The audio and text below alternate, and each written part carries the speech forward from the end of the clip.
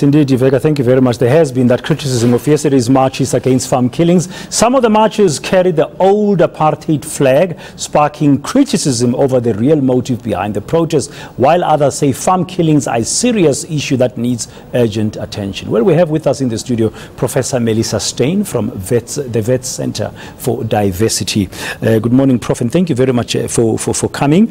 I mean, we've seen even the governing party weighing in on this one, saying there's been a racial characterization of the whole protest, hashtag Black Monday yesterday, against farm killings, and that, yeah, there are farm killings, but there's also inhumane treatment of farm workers on the farm. So this whole protest, which sought out to highlight and create awareness about the ongoing violent crimes on our farms, has turned out now to be having a polarization of sorts. Yes.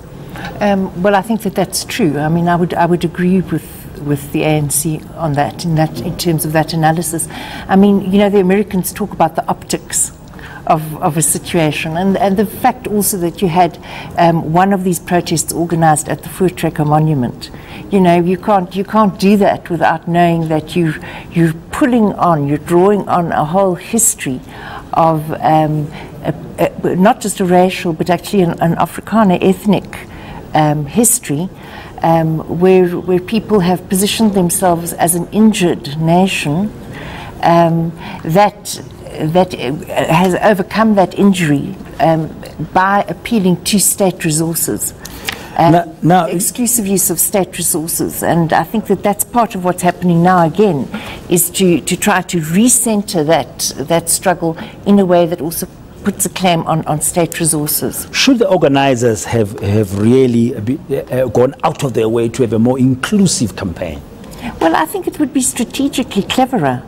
You know, because what's happening now is, as you say, there's the polarization. Because if we were living in a context where black people's lives had been valued all along, equally to white people's lives, and if we were not talking about a context of farms where we know we have a history of brutality, and we have these ongoing things like this terrible coffin incident and things like that, so that we know that there's still very fraught relations.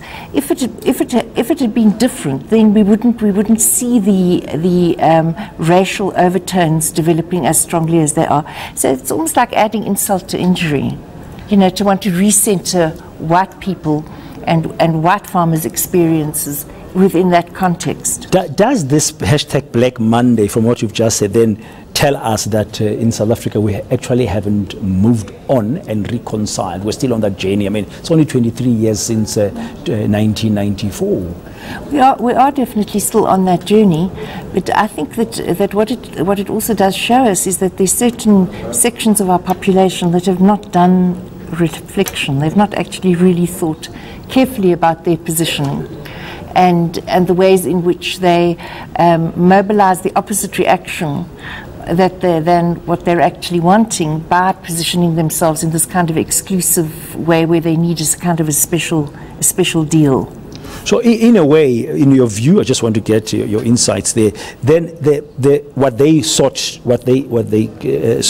to achieve in terms of highlighting the fact that farmers are more vulnerable because they are out there in the rural areas, far from each other, and then they easily fall to victims of violent crime and murders.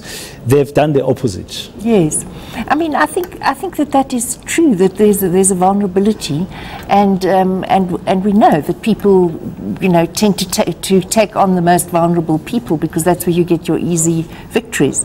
But in terms of the way in which this has been mobilized and the way the discourse that is emanating from those organizations is being managed, I think is counterproductive to their. Yeah, there's a huge disconnect in terms of what they're saying they're trying to achieve and actually what comes out, because people are hardening their attitudes towards them. Yeah, they're reinforcing that whole thing of saying they still feel like as a minority they deserve some privilege of sorts, like happened during apartheid. But exactly that, and as I say, that they deserve an extra claim on state resources, and that's problematic because of the history that we have, where these are the very people who have had the most benefit from state resources over the longest period of time.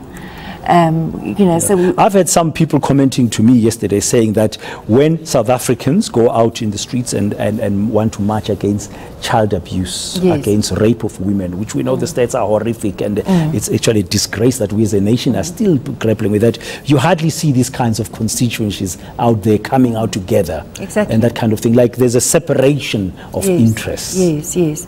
And I think the deeper question we need to be asking ourselves as a country is, what is it that's making people go for these vulnerable groups? Because there's something about a need to exercise power. I mean, people also talk about the violence of these crimes, and that also has to do with exerting a kind of a power over the victim, you know.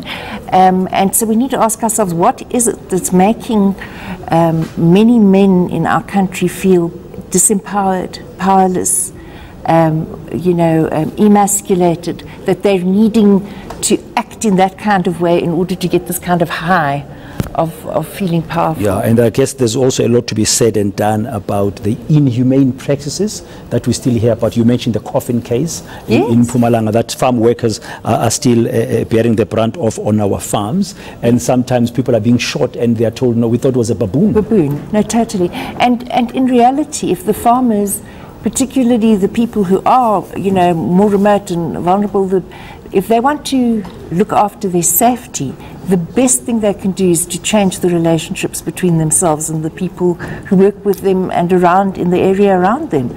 That's going to be your best security when we're looking after each other and people feel that they also care about you, as opposed to the, you know, fomenting the sense that you know, only your interests matter, and that the lives of the other people is sort of like just irrelevant. Thank you very much. That's the National Research Chairperson at the West Center for Diversity Studies, Professor Melissa Styen, sharing with us some of her insights after yesterday #Black Monday protests against farm killings.